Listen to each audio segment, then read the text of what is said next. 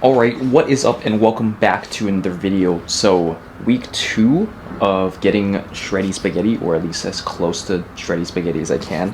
So, as always, quick little physique update. So, doing the relaxed poses first.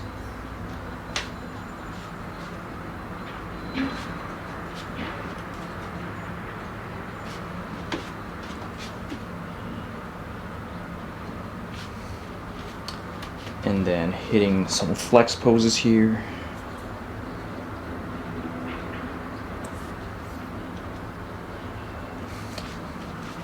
So today weighed in at 172. So weight has dropped slightly, or it's hovering around the same couple of pounds, but I definitely feel leaner, less bloated, all that good stuff.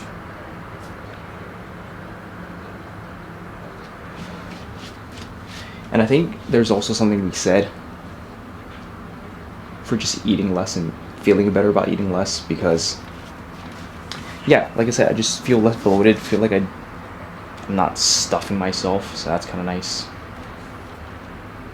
And then training-wise, I am back onto more of a bodybuilding focus split, and for the past 6 weeks, I've been really focused more so on, like, mobility and really just taking care of some of the injuries that I've neglected over the years. So yeah, and then diet's pretty much staying the same, but today is going to be a typical Tuesday for me, so it's going to be super busy, packed with online client check-ins and then also in-person training sessions. So I'm going to take you along how I try to structure my day, even though I am super busy, and yeah, I'll take you along for the ride. But that's pretty much it for the update. Alright, so we got breakfast on deck here. Let it focus. So bagels, cream cheese, 3 eggs, and sausage. So yeah, how I typically like to start my mornings is that I'll have breakfast and then I watch actually a little bit of Netflix, typically like a Brazilian series, so that I can focus on the immersion aspect of it, because I find that still listening and speaking are the hardest parts for me. And also, you know, people want to talk about all these productivity hacks and morning routines and all that. And, you know, first I will say find what works for you. But also, secondly, all those things are complete shit. Like I said, at the end of the day, just find what works for you and don't focus too much on having the optimal productivity hack or routine. And just do the stuff that you want to do. And for me, personally, I definitely am the type of person that needs to warm up for the day. And I don't like to do too much, you know, social interaction or any sort of like thing where it forces my brain to like work and actually have to, you know, for example, create conversation or try to write or try to like do any sort of like actual content creation where I have to force my brain to be creative and like be in like work mode. So I typically like taking the first half hour of the day just eating and then chilling, and like really my brain is in absorption mode. So that's why I like to just turn on a series and then, you know, watch something for a little bit. And I'm a pretty quick eater, so I'm not like spending the first 2 hours like binging a Netflix series or anything. So that's what I like to do. So I'm gonna get going on the meal here and then watch this Netflix series for a little bit. Alright, so just finished up this Netflix series. It's called Criminal Code. I highly recommend. By the way, I had like 10 or 15 minutes left on the episode, so I actually ended up finishing the episode, going and doing my dishes, grabbing my big pot of coffee for the day here. So I'll sip on this while I have another like 15 minutes on the clock. So I need to catch up on my Portuguese homework assigned by my tutor, so I'm gonna spend the next probably like 15-20 minutes finishing that up, and then go into my client check-ins. And I think I have like, how many client check-ins do I have? I have like 6 to do for today, and then usually my clients who are a little bit late, they'll submit it, you know, as the day goes through, and then I try to get to them later in the week whenever I can. But typically with my client check-ins, I have all my clients submitted on Monday, and then today's Tuesday, so I usually spend the, you know, throughout today just doing check-ins whenever I can. So I've got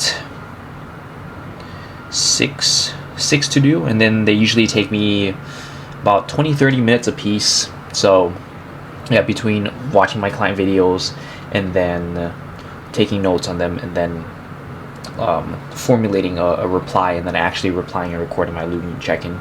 So yeah, I'm gonna get going on that. I probably won't have any B-roll footage because I actually use my phone to record this video here, and then I need that to. So what I do is that I will actually take notes on my computer, and then through iCloud I actually pull up my phone so that I can look at the notes without having, you know, the notes of all my clients up on the screen. So yeah, that's pretty much on the docket for the next 2 hours or so, a little bit less than 2 hours, and then I have to head out to my first in-person client of the day. So yeah, that's pretty much it, and I'll check back in. The words are hard in the morning. I'll check back in with you later.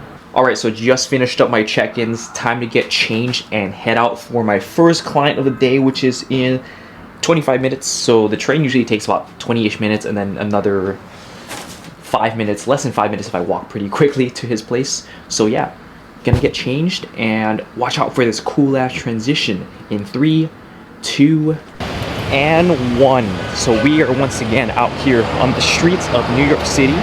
It's a pretty cloudy day today, Gotham City vibes, but I actually got off on the wrong freaking stop.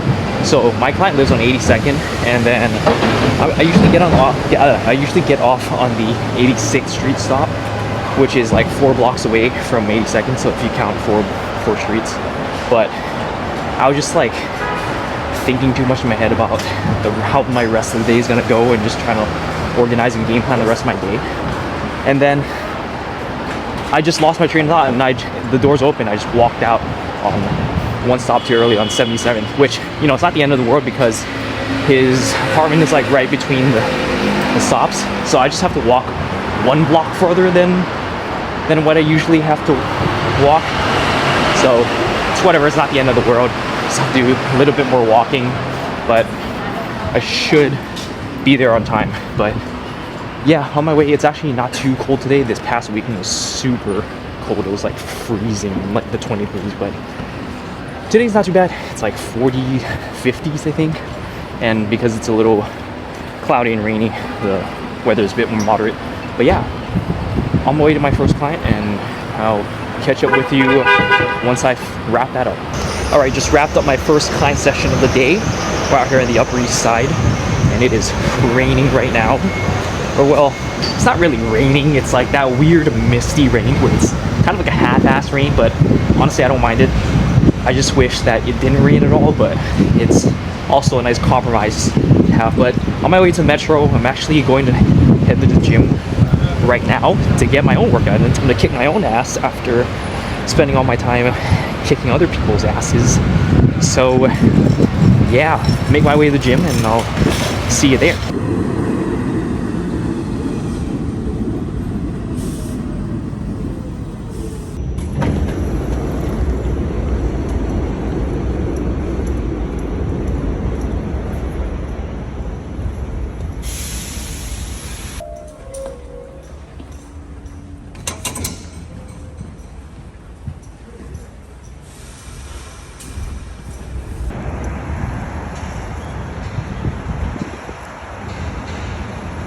Alright, so just got to the gym and hitting a little bit of a dynamic warm-up here, and I'm actually kind of in a rush, but today on the docket is just an overall balanced legs workout. So after this warm-up, I'm probably just gonna film a bunch of clips and then do like a little camera voiceover on the side, post-edit.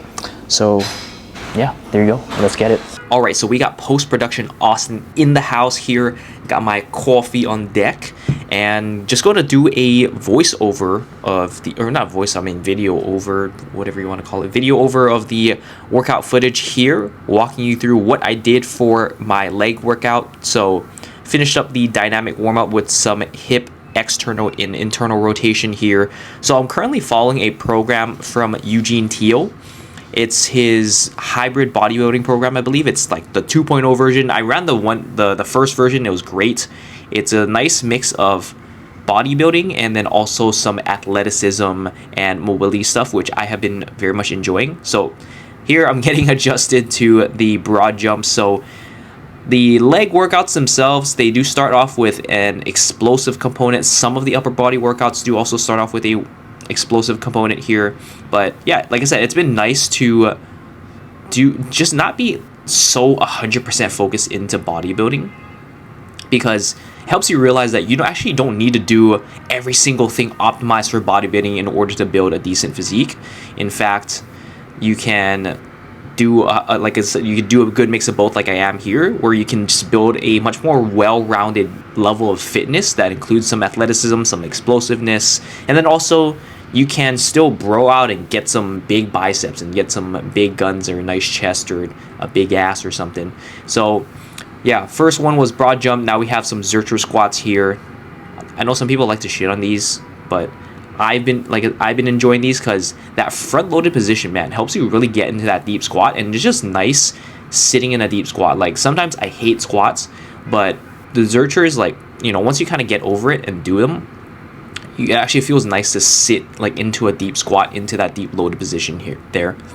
But yeah, finish up Zercher squats. Now on the seated hamstring curl, I had to adjust the seat a little bit. So yeah, typically for these, you want to adjust the pivot of axis rotation where it lines up with your knees, and then the seat should accommodate so that your knees are in line. And then I personally like the pad just above my ankles, and then just gonna bust out a couple sets.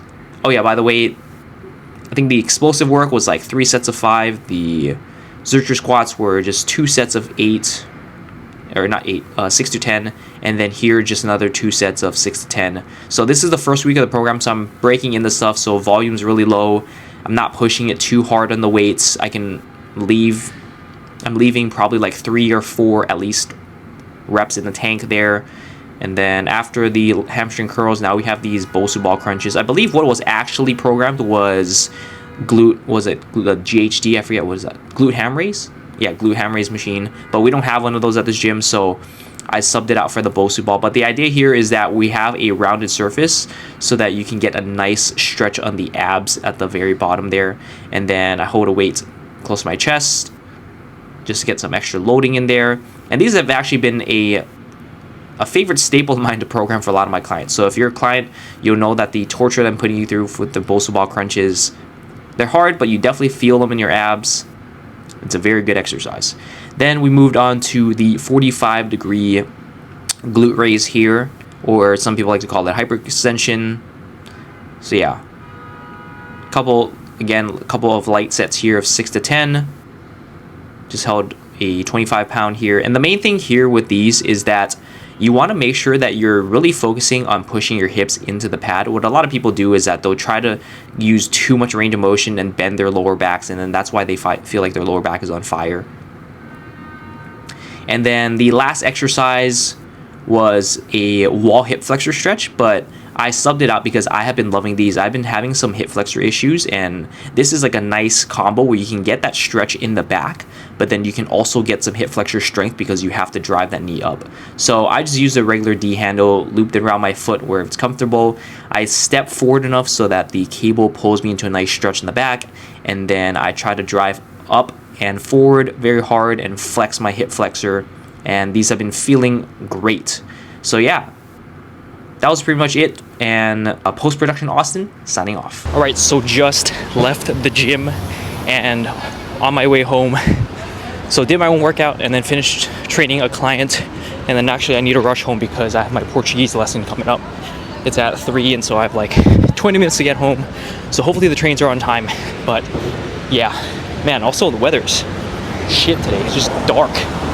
But yeah, on my way home, and I'll probably throw something in the air fryer, and by the time I finish my lesson, it'll be done and I can eat. Estou bem, e você? Alright, so just finished my Portuguese lesson, and I am going to eat because I still have my stuff in the air fryer, and then shower because I stink and I sweated while I worked out. So definitely need a shower. I'm definitely very much like a clean freak, so I'm gonna get that stuff going, and then I'm gonna chill for a little bit. I have exactly an hour before my next client session, so I'm gonna chill, eat, shower, and then I usually head out to this client. He's relatively close, So I usually head out about 20-25 minutes prior to 5 p.m. and then my next client session is at 7, so I have an hour gap there. So that's on the docket for the rest of the day, and then after my client 7 to 8, I'm gonna come back home, eat dinner, probably chill. Oh shit, I still need to make content, so I still gotta actually plan out some content for today. So I'll do that during my hour gap, you know, after I eat, and then my hour gap before my last client of the day. So yeah, that is pretty much on the docket for the rest of the day. So check in with you whenever I check in with you. All right, on my way to my next client here in the Upper East Side again, but it's a different area of the Upper East Side. So what is this, 79th here? So you got like 1 or 2 more streets to go.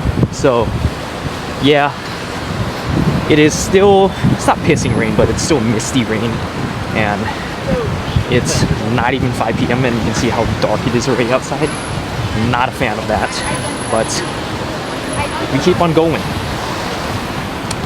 So I think the plan is to go finish this client session, and then I'll actually probably head to my next client early. I'm just gonna text him and give him a heads up, because his building has like a nice lobby area that I can just chill and get a little bit of work done, because I somewhat planned my social media post, but I haven't like sat down and written out the caption and stuff for that yet, so I still got to work on that. And I usually aim for like a 7 p.m. post, so that'll be the perfect amount of time to write, edit, revise, all that good stuff.